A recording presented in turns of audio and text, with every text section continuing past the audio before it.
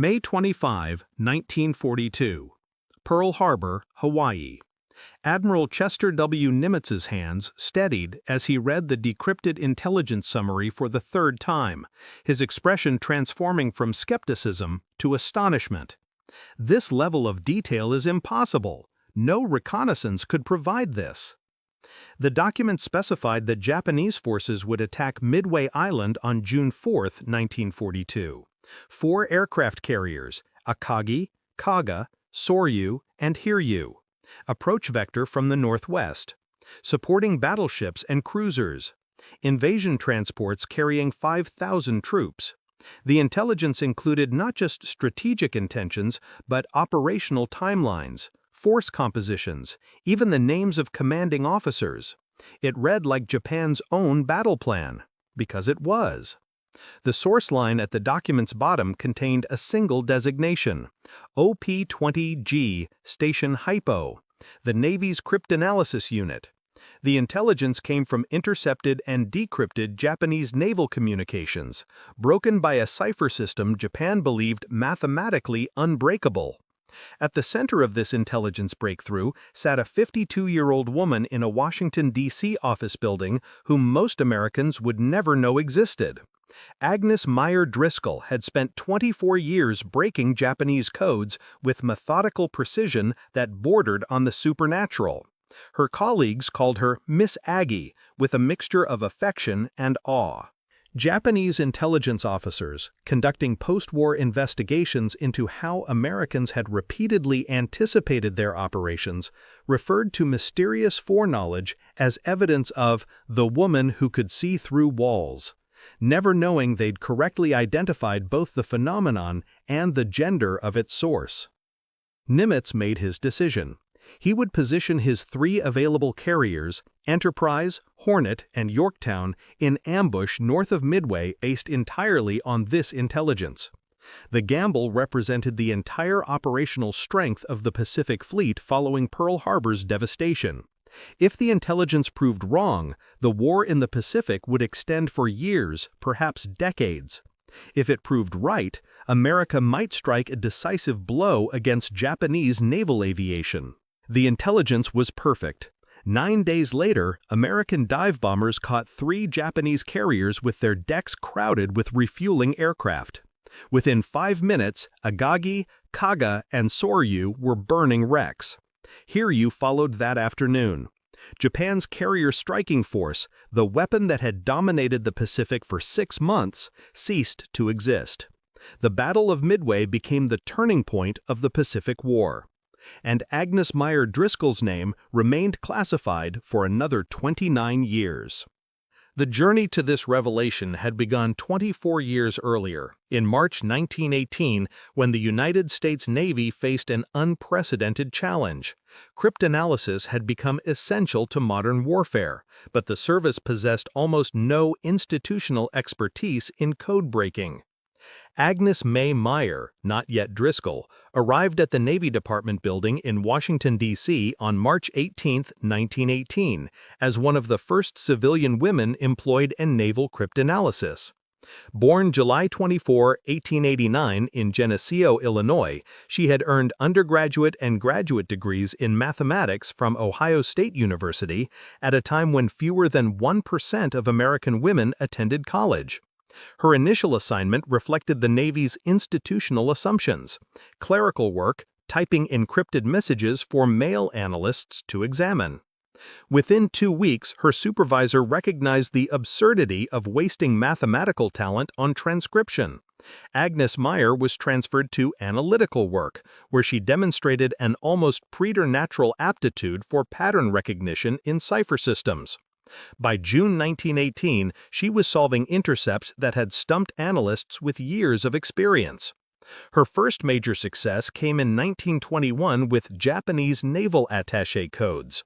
Japan used a relatively simple substitution cipher for diplomatic traffic between Washington and Tokyo, believing distance and language barriers provided adequate security.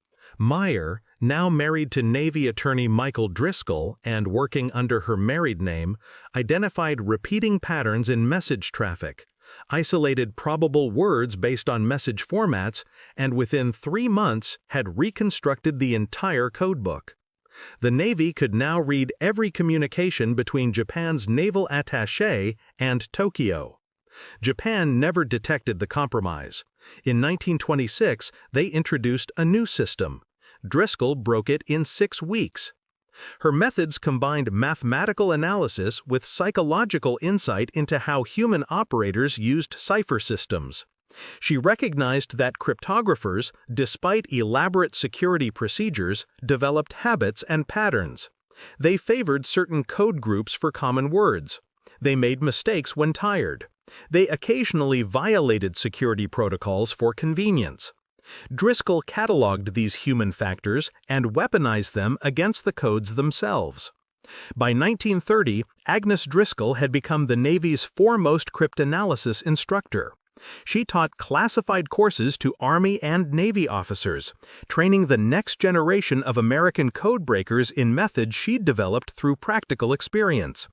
Her students included men who would later lead major cryptanalysis efforts during World War II, though most would never publicly acknowledge their teacher due to classification restrictions. The real test came in 1939 as war approached and Japan introduced JN-25, their main fleet operational code. Unlike diplomatic ciphers, JN-25 was designed for wartime use by a modern military power. It employed 45,000 5-digit code groups, with each group representing a word, phrase, or numerical value. These groups were then enciphered using additive tables, additional 5-digit numbers that were mathematically combined with the original code groups. The additive tables changed monthly and sometimes more frequently. Even if an enemy cryptanalyst captured the codebook, the additive system rendered the messages unintelligible. British cryptanalysts at Bletchley Park, examining intercepted JN-25 traffic, called it substantially more complex than German Enigma. The Japanese Navy considered it unbreakable through mathematical analysis alone. Agnes Driscoll began working on JN-25 in early 1940. She approached the cipher systematically, building on her decades of experience with Japanese naval communications. She knew Japanese naval message formats. She understood standard operational terminology. She recognized that certain messages, weather reports, status updates, position reports, followed predictable structures that might reveal patterns in the underlying code. Her breakthrough came in August 1940. By analyzing thousands of intercepted messages and identifying probable content based on message length and context, she reconstructed portions of the JN-25 codebook and determined the mathematical structure of the additive system. It required 14 months of methodical work, correlating intercepts, testing hypotheses, eliminating impossibilities. By October 1941, 2 months before Pearl Harbor, American cryptanalysts could read approximately 10 to 15% of intercepted JN-25 traffic. Not every message, and not completely, but enough to provide strategic intelligence about Japanese naval operations. As war approached, that percentage would prove sufficient to save thousands of American lives. Agnes Driscoll was 52 years old, a GS-15 civilian employee earning approximately $4,600 annually, roughly $95,000 in modern terms. She worked in an unmarked office building. Her success remained so highly classified that even most Navy officers were unaware of her contributions. When she solved the cipher system that would help win the Pacific War, no ceremony marked the achievement. No promotion followed. Just more intercepts to decrypt, more additive tables to reconstruct, more Japanese naval secrets to expose. The work continued. Through 1942, the intelligence advantage provided by JN-25 decryption manifested repeatedly across the Pacific theater. Japanese commanders transmitted detailed operational orders via radio, believing their cipher system protected the information. American cryptanalysts read the messages, sometimes within hours of transmission. They read Japanese plans for the invasion of Port Moresby in April 1942. Admiral Frank Jack Fletcher positioned American carriers to intercept. The Battle of the Coral Sea, fought May 4–8, 1942, became the first naval engagement where surface ships never sighted each other, fought entirely with carrier aircraft.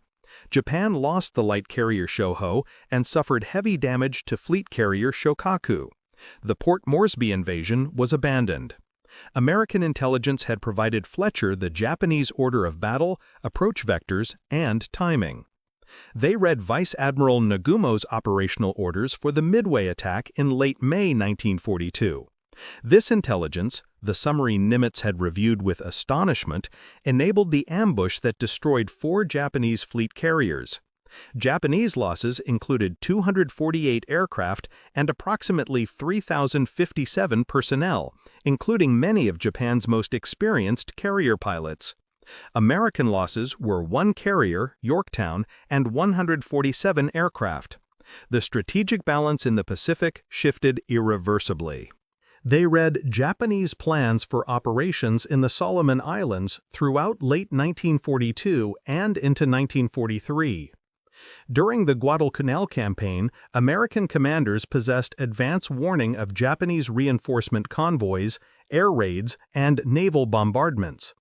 While Japan ultimately evacuated Guadalcanal in February 1943, the intelligence advantage had multiplied the cost of every Japanese operation, bleeding their forces through attrition that Japanese logistics could not sustain. They read Admiral Yamamoto's inspection itinerary in April 1943. The message specified that Yamamoto would depart Rabaul at 0600 on April 18th, arriving at Balale Island at 0800 aboard a Mitsubishi G4M bomber with fighter escort. American P-38 Lightning fighters intercepted the flight exactly on schedule. Yamamoto died when his aircraft crashed in the Bougainville jungle. Japan lost the architect of their Pacific strategy, killed because he transmitted his travel plans via a cipher system he believed secure. From a Japanese perspective, American intelligence capabilities appeared uncanny. Their convoys were intercepted by submarines positioned impossibly in advance. Their air raids encountered prepared defenses. Their operational movements drew immediate American responses. Some Japanese intelligence officers suspected code compromise, but investigations found no evidence. The alternative explanation, that Americans possessed unprecedented signals intelligence and radio direction finding capabilities, seemed more plausible. What Japanese investigators never discovered was that American cryptanalysis had achieved something extraordinary, a break so complete that the target never realized they were compromised.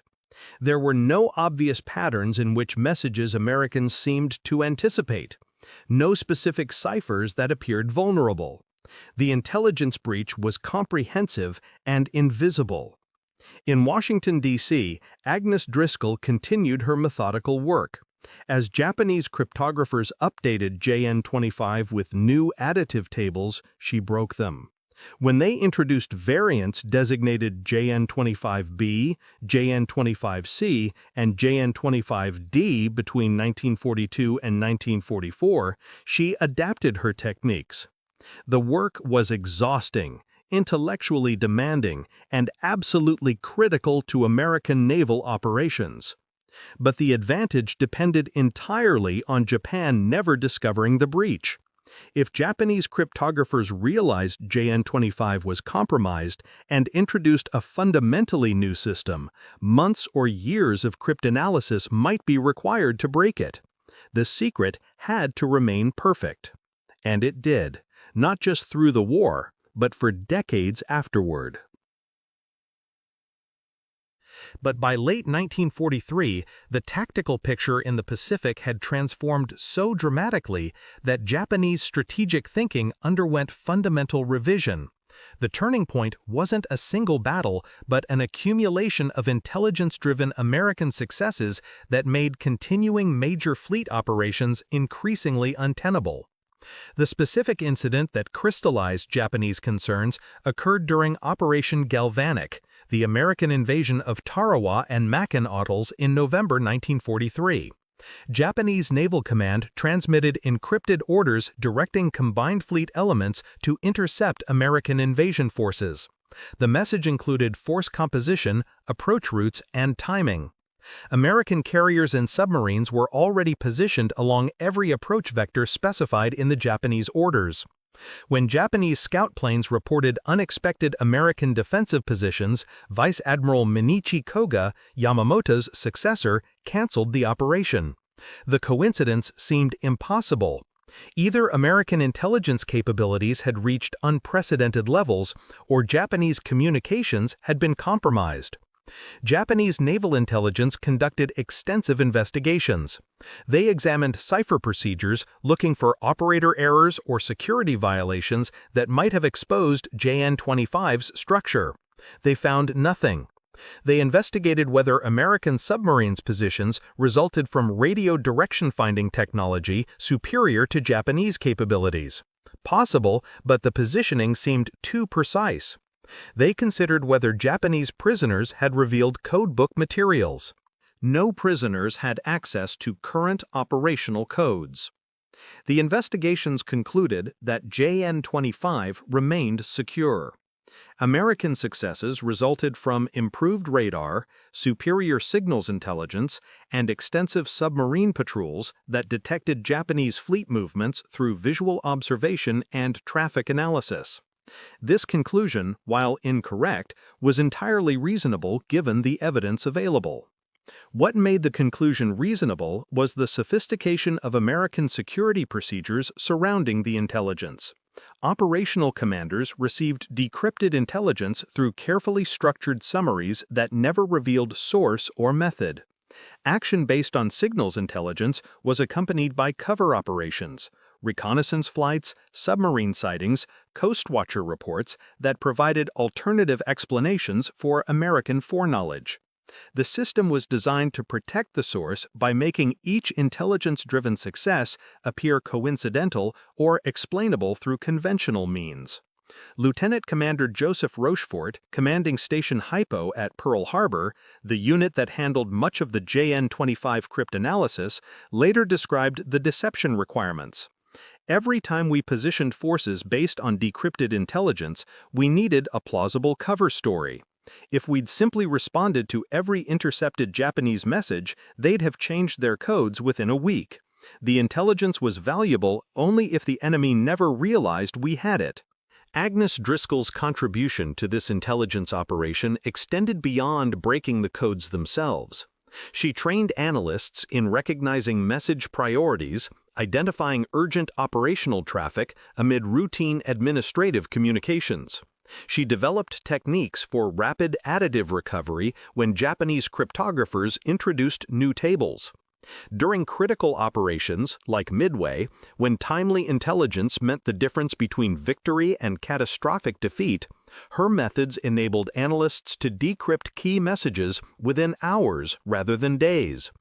The human cost of her success became statistically measurable. Studies conducted after the war estimated that signals intelligence, primarily JN-25 decryption, shortened the Pacific War by between 1 and 2 years.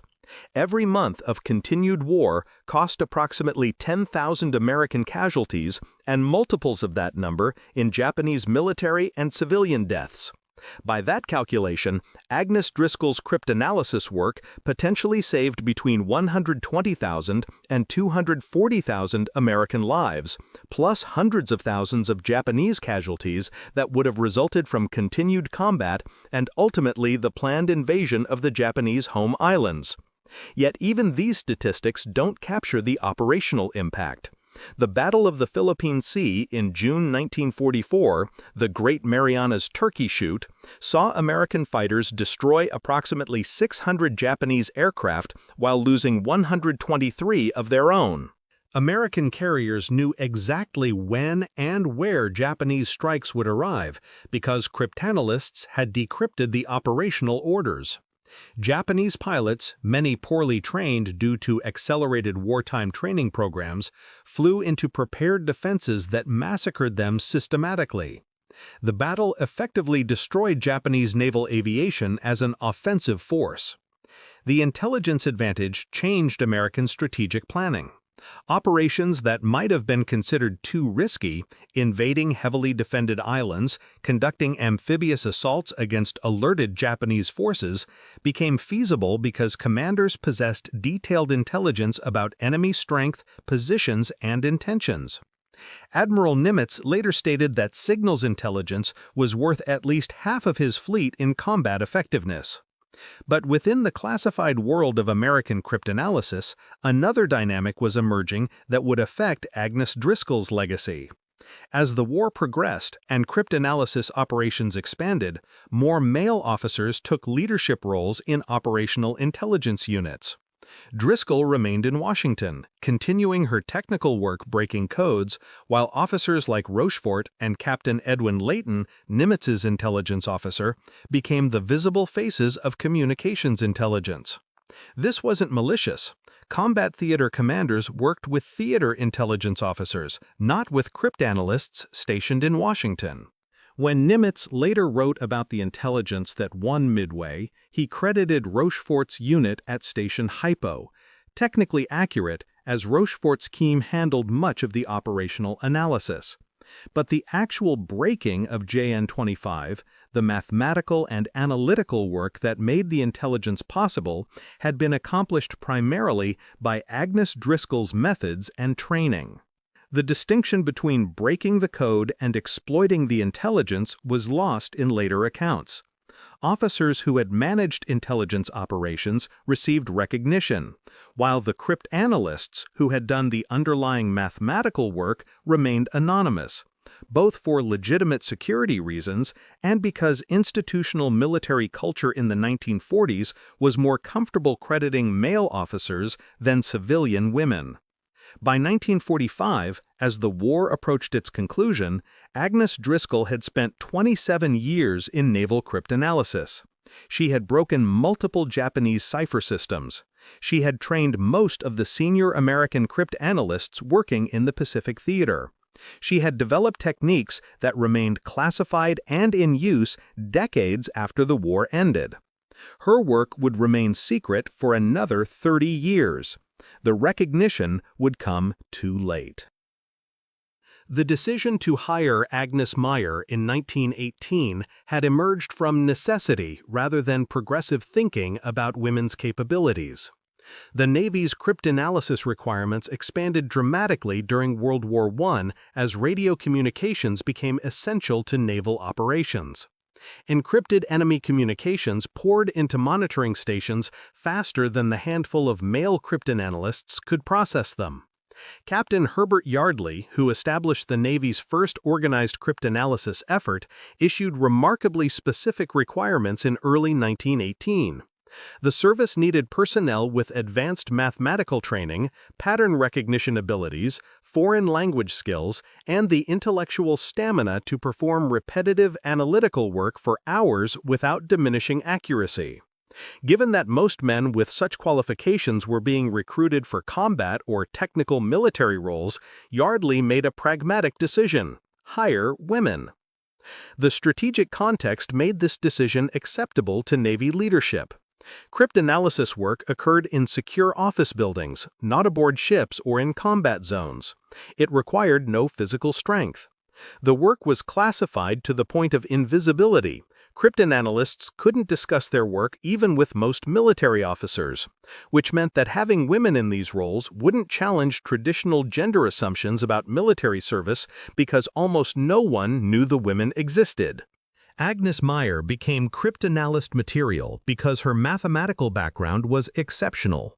She had completed graduate work in mathematics and mathematical physics at a time when American universities rarely admitted women to advanced degree programs. Ohio State University's mathematics department had accepted her based purely on academic performance, and she'd proven herself by outperforming most male students.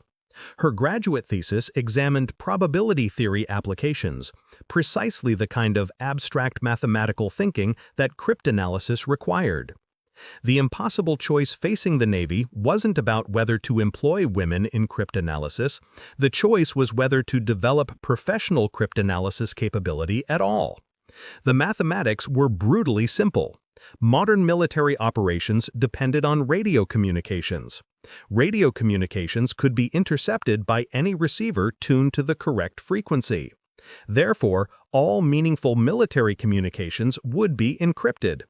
Whichever side could read the enemy's encrypted communications possessed an enormous tactical advantage. That advantage required cryptanalysis expertise that took years to develop. The design trade-offs centered on security versus efficiency. A truly secure cipher system would require one-time pads, random key material used once and never repeated. Such systems were mathematically unbreakable but operationally impractical for military communications. Naval forces operating across the Pacific couldn't rely on pre-shared key material that would be exhausted after a few dozen messages. Instead, military ciphers had to balance security with usability, complex enough to resist casual cryptanalysis, but systematic enough that radio operators in the field could encrypt and decrypt messages without advanced mathematical training. Japan's decision to employ the JN-25 additive system reflected this trade-off. The system was complex enough to resist attack by any nation lacking sophisticated cryptanalysis capabilities, but it could be used by radio operators with minimal training. The additive tables could be printed as portable booklets that were updated monthly and destroyed when superseded. The system seemed brilliantly designed for operational reality. What Japanese cryptographers didn't anticipate was someone like Agnes Driscoll. Her particular combination of mathematical sophistication, cryptanalysis experience, and familiarity with Japanese naval communications created a vulnerability in what was otherwise a sound cipher system.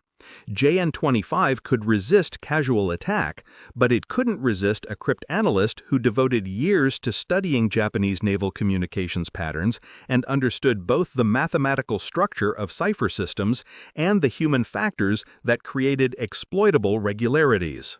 The Navy's decision to continue employing Driscoll throughout the 1920s and 1930s, despite the general restrictions on women in military service, reflected another pragmatic calculation. She was better at cryptanalysis than anyone else the Navy could recruit.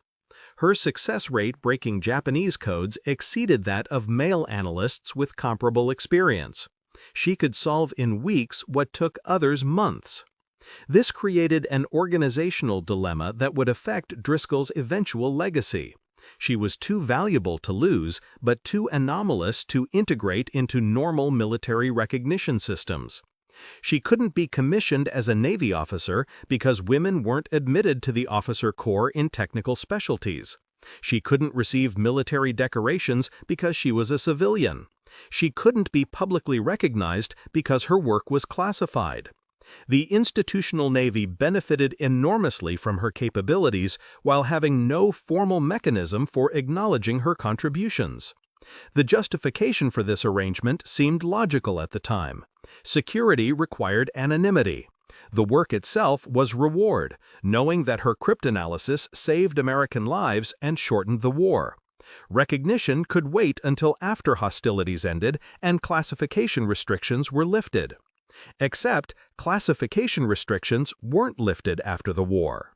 JN-25 decryption remained classified because the techniques Driscoll had developed were still in use against other nations' cipher systems. Then the Cold War began, and cryptanalysis became even more sensitive. The classification continued. Years became decades.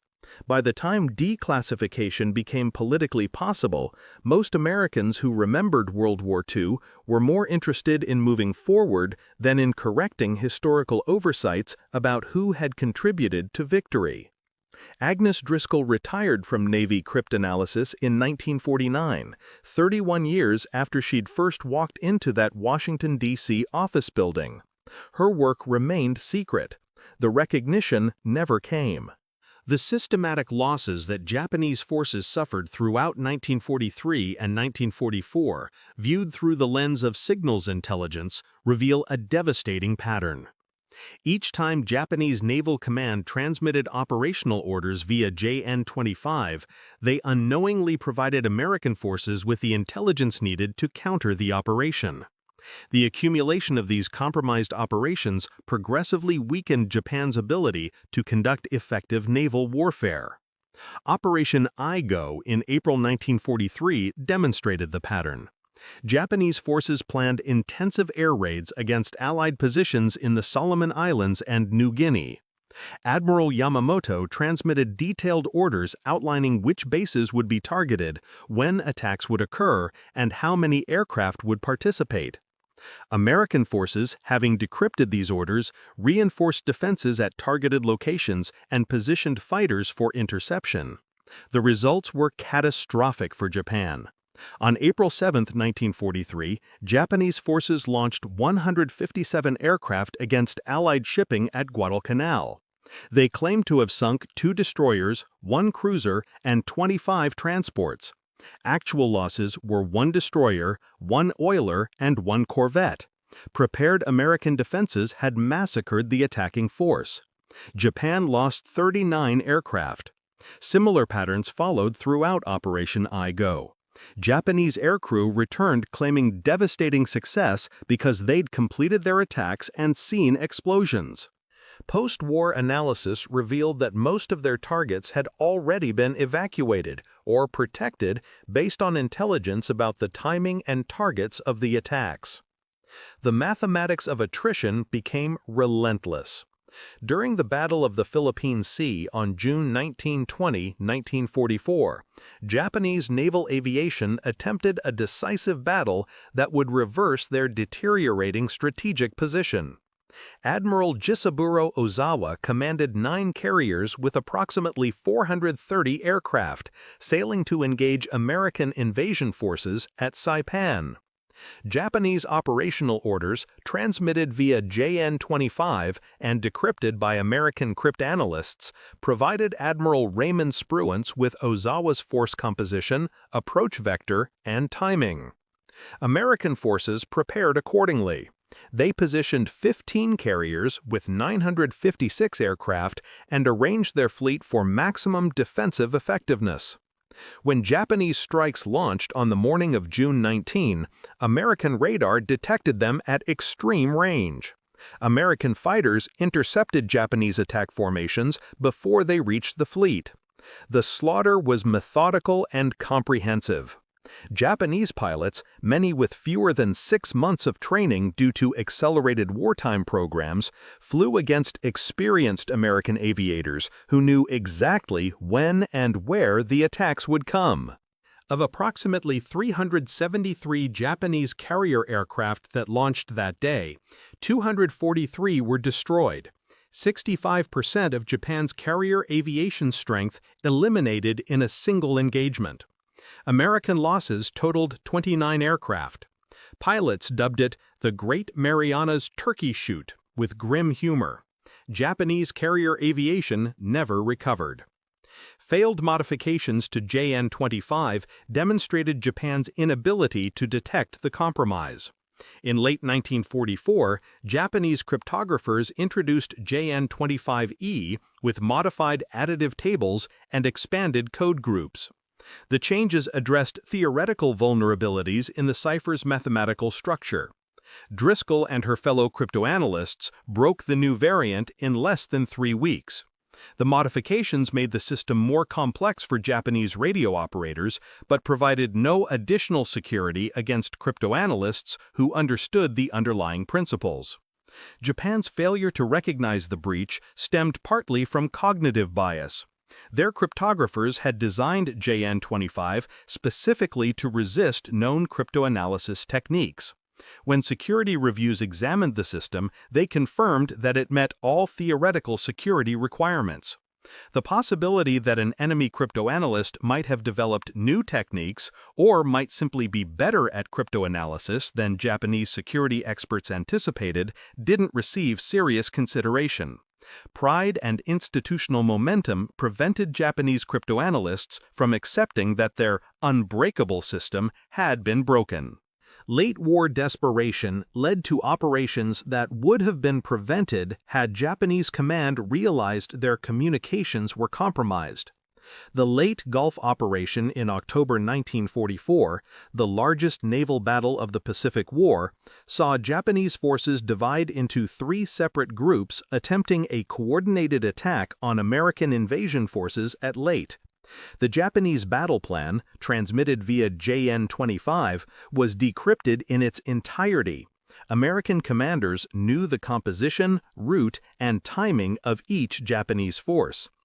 The battle lasted October 23 to 26, 1944, and resulted in catastrophic Japanese losses: 4 aircraft carriers, 3 battleships, 10 cruisers, and 11 destroyers sunk.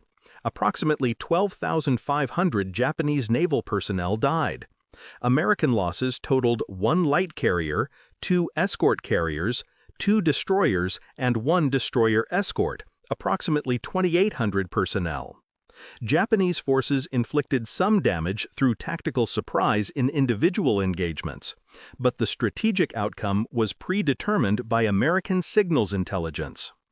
The most devastating single incident involving JN-25 intelligence occurred on April 18, 1943, with Admiral Yamamoto's death.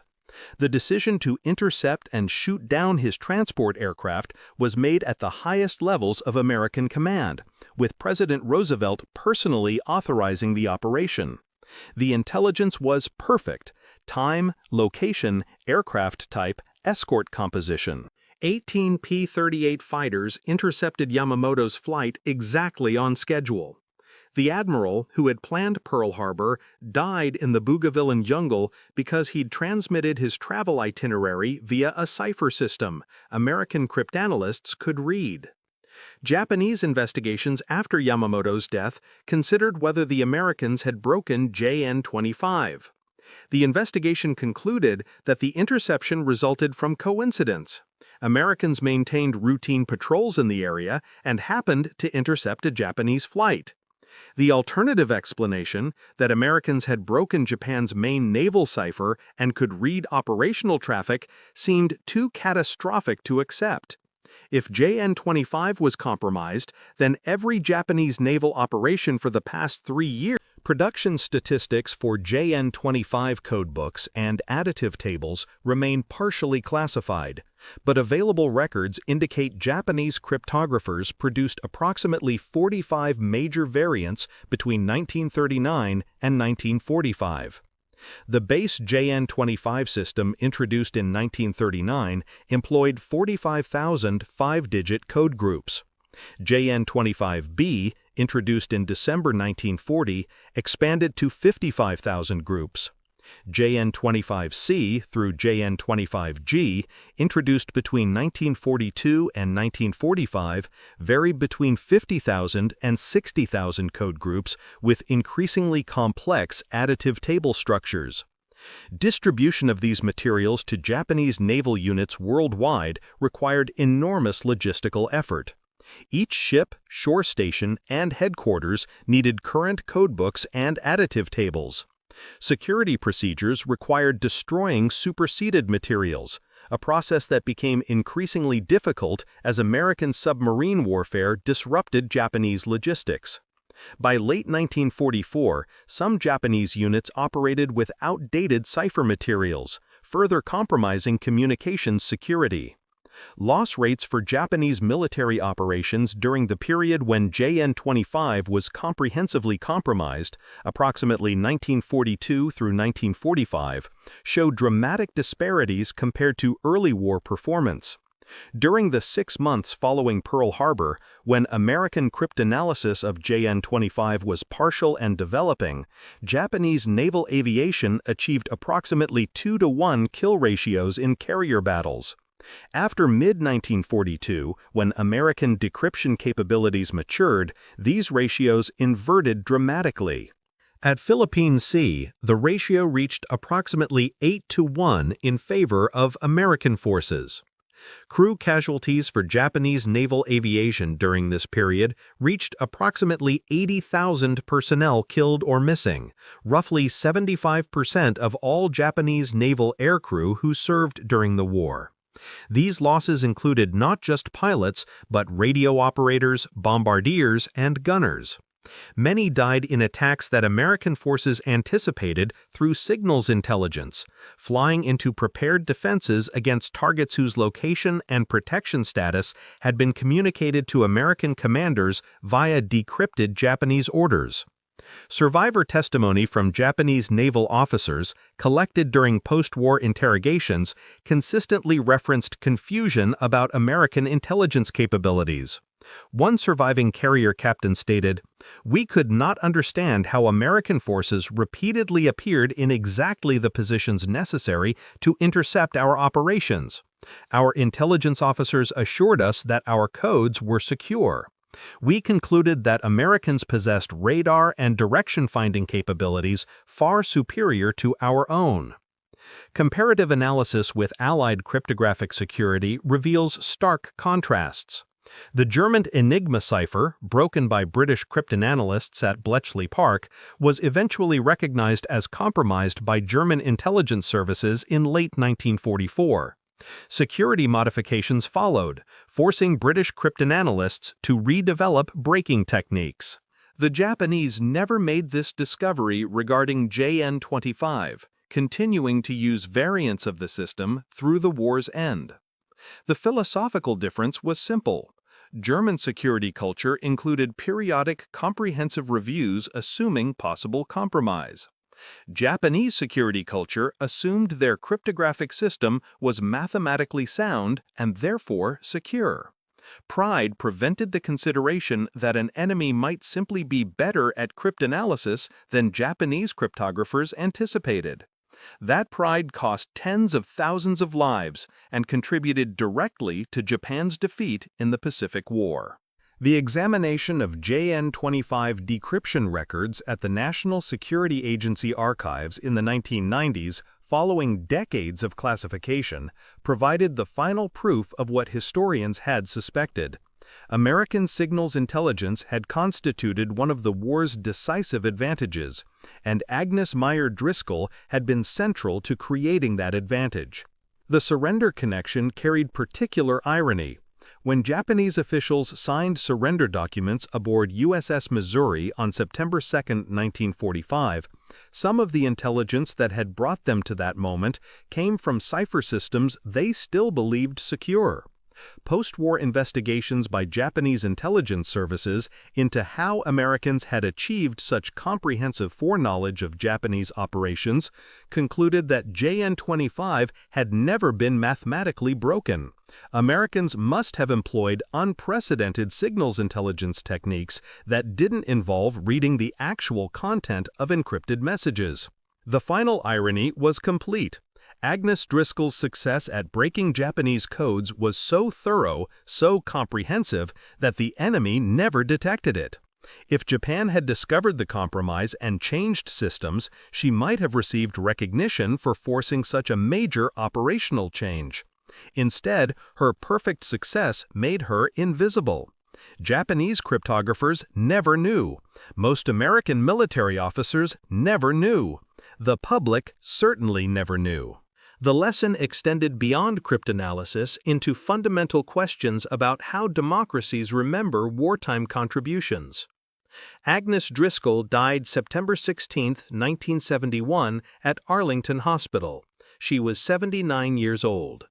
Her obituary in the Washington Post listed her as a retired government worker with no mention of her naval service or cryptanalysis career. Her surviving family members, nieces and nephews, knew she'd worked for the Navy in some capacity, but possessed no details about what she'd done. When her cryptanalysis work was finally declassified between the 1980s and 2000s, historians conducting research on signals intelligence operations encountered her name repeatedly in documents describing major cryptanalysis breakthroughs. They called her contributions extraordinary and decisive. In 2000, 29 years after her death, Agnes Meyer Driscoll was inducted into the National Security Agency Hall of Honor. Her family finally learned what she'd accomplished. Today, while Bletchley Park operates as a museum celebrating British cryptanalysis and Alan Turing has become a household name, most Americans have never heard of Agnes Driscoll. She broke codes that helped win the Pacific War. She trained the cryptanalysts who built American signals intelligence into the most sophisticated operation of World War II. She saved thousands of lives through work she could never discuss. The woman who could see through walls remained invisible herself. And in that single fact lies the entire story of how history remembers and forgets, based not on what was accomplished, but on who accomplished it.